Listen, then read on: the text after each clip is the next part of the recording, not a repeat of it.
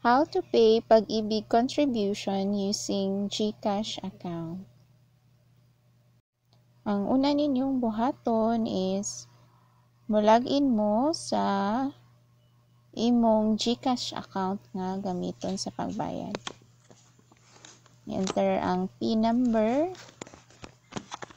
Then, i-click to nimo ang Pay Bills. Remind later lang na. Click Pay Bills. Click Government.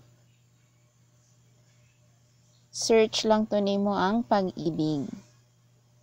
Kung imong personal nga contribution, click lang ng Pag-ibig lang nga word. Human, i-enter ang type.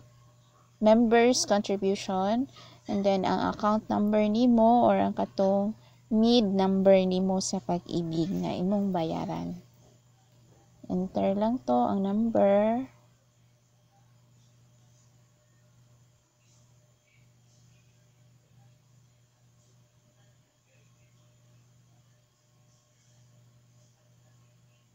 Then i-click ang sunod nga butanganan amount is 200 man ang contribution, and then iset ang month nga imong bayaran. Sa kani nga example, January 2022 akong gibutang.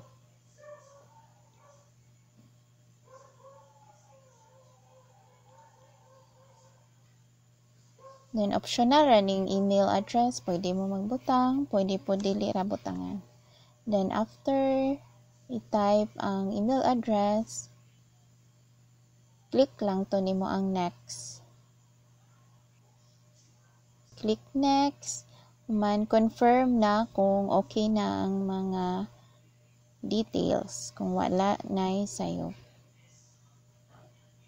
Then mauna ni ang imong resibo nga nagbayad ka sa imong Pag-ibig contribution, and then naaday charge nga 5 pesos.